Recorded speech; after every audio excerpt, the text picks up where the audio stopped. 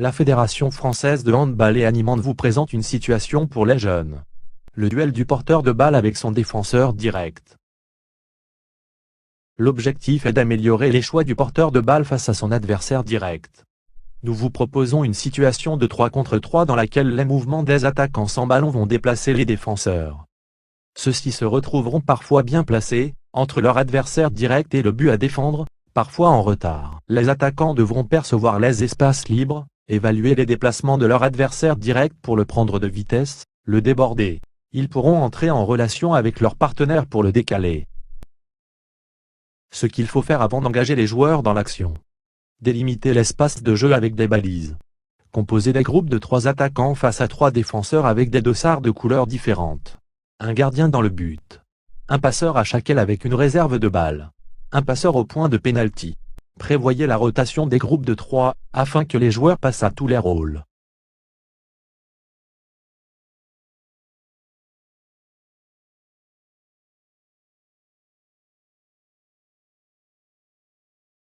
Ce qu'il faut dire avant d'engager les joueurs dans l'action. Aux 3 défenseurs, vous défendez en 3-3 et vous formez la ligne la plus haute. Face au porteur de balle, placez-vous entre lui et le but à défendre.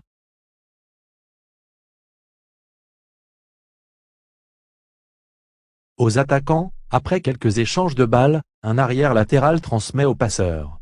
C'est le signal de permutation entre le demi-centre et l'autre arrière latéral.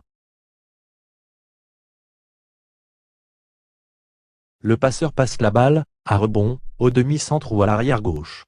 Au demi-centre et à l'arrière, prenez en compte les déplacements des défenseurs et adaptez votre action. Ce qu'il faut surveiller pendant l'action.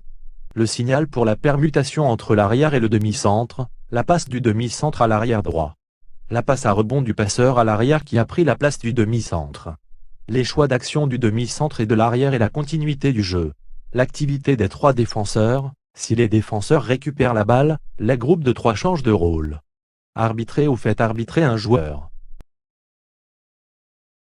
Ce qu'il est possible de modifier et quand les attaquants se trouvent trop avantagés par la passe venant de devant, le passeur dans les 9 mètres devient attaquant. Rajoutez un défenseur qui le marque.